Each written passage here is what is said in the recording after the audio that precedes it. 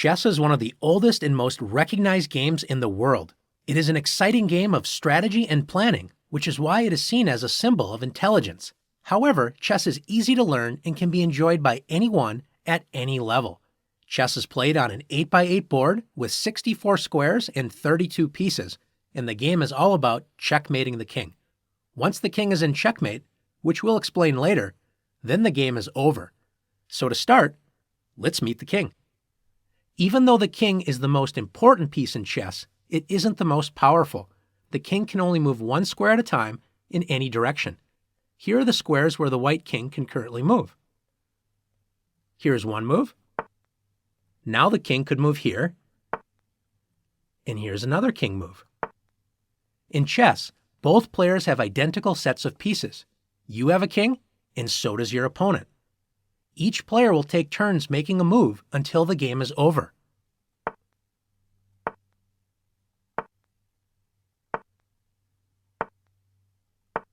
Now that you've learned how the king moves, it's your turn to practice moving the king. The king might be the most important piece in chess, but the queen is by far the most powerful. Like the king, the queen can move in any direction, forward, backward, to the sides, as well as diagonally. Unlike the king, the queen can move as far as she wants in any direction. The one thing the queen can't do is jump over other pieces. Let's look at some queen moves. In this position, the queen could go all the way up the diagonal. She could slide all the way across the board. She could now move all the way down here. Or she could make some shorter moves, like here, here, and here's another queen move. Earlier, we mentioned that the queen cannot jump over other pieces. In this position, let's say the queen wants to get to this square. Notice that the king is currently in the way of the queen. So the queen would have to move to another square first, and only then, on the next turn, could the queen move here. Now that you've learned how the queen moves, it's your turn to practice moving the queen. After the queen, the rook is the second most powerful piece. It can move up, down, and to the sides as far as it wants, but the rook can only move in straight lines. Like the other pieces we've looked at so far, the rook also can't jump over any other piece. Let's take a look at some rook moves. In this position, the rook could move straight up. It could slide to the corner. It could move all the way down the board. Now it could swing to the other side, or it could make some shorter moves, like here and here. Now that you've learned how the rook moves, it's your turn to practice moving the rook. The bishop is one of the most interesting pieces in chess because it can move as far as it wants, but only on diagonals. The bishop, just like the other pieces that we've met so far, cannot jump over other pieces. This means that the bishop has to stay on the same colored square it starts the game on for the entire game. In chess, you get two bishops. This bishop is called the light-squared bishop because it can only travel on the light squares. Meet the other bishop that you have in the game, the dark-squared bishop.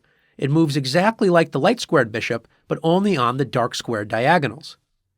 Now that you've met both bishops, let's take a look at how they move. With just one move, the dark-squared bishop can enter the longest dark-squared diagonal on the board. Let's do the same with the light-squared bishop. Now, notice no matter how many bishop moves we make, the bishops never cross paths. They never block each other.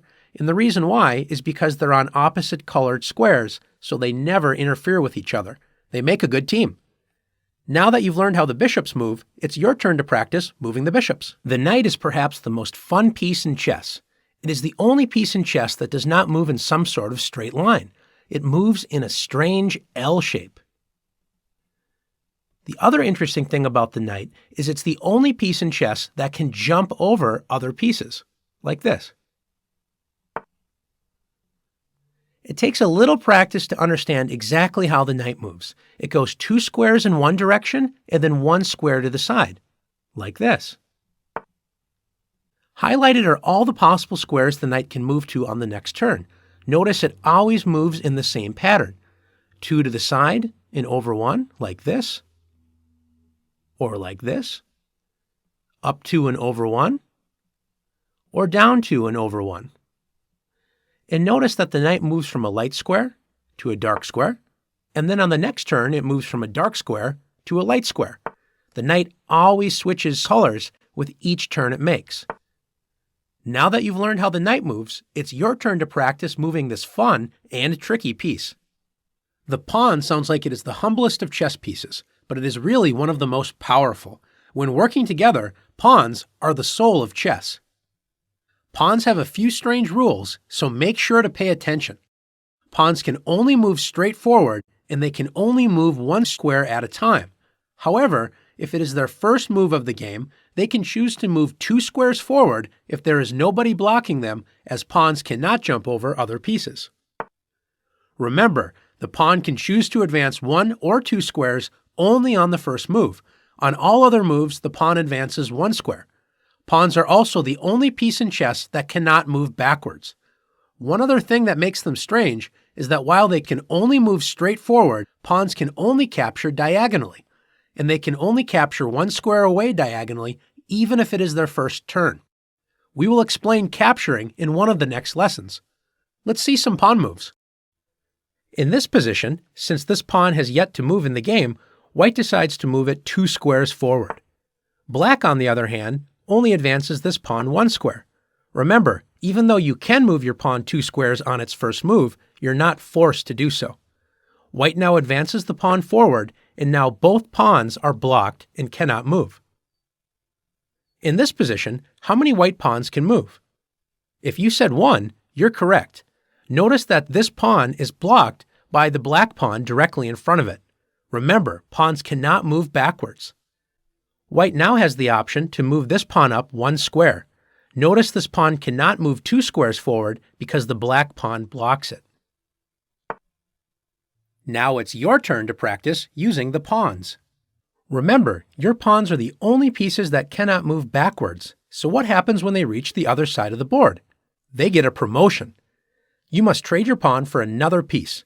It can be a knight, a bishop, a rook, or the powerful queen. It cannot stay a pawn, and it cannot become a king. Also, it does not have to be one of the pieces already captured in the game. Every pawn has the potential to be promoted into a queen.